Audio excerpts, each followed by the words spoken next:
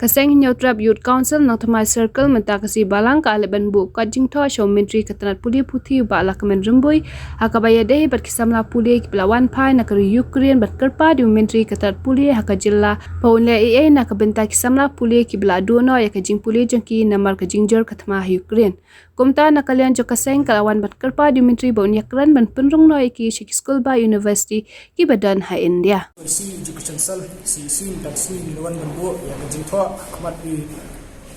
education minister mana kemen boy alor ka bedai bat kamat jon kitu ki kena pulih napok kajela ibala lek pulih sa kari Ukraine ibala hapon khano mara bakadan ka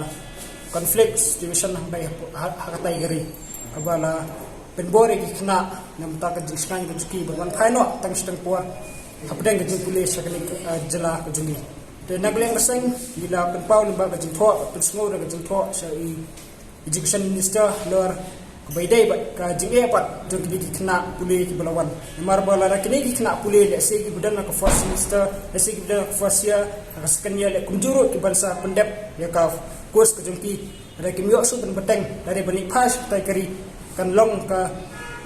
jengta ka ba khawe khamtam ya ka garia ka jong ki mar la ki yo ben pendep ya ka kurs yo kan complete ka kurs ka pakin lai kanong jidu nong ka bakhau mtang ki hindai ya ka ye kasan ka jong ki ru ka bala kersan nat pamsim nam ta ki khul ki jong ki begini pulih hindai po satai po garin Ukraine na kaliang kasang ina putsgo ka jong tho ba na kaliang jong ka sokar me kaliya mar ba hakni kisi ni ko kaldan ka jong tho na ka Ministry of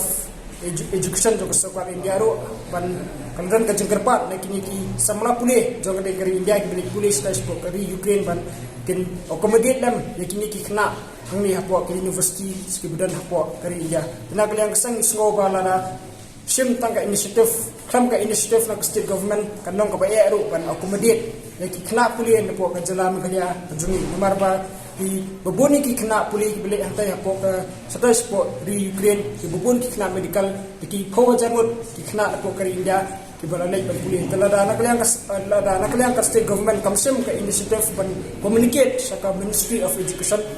ban accommodate la mikini ki kena pulih kalong ka jinge ka bakha mikini ki kena pulih bukin jo ya ka si hakini universities kemudian hapo kari India na kaliang ka sangi da pulsno ba ka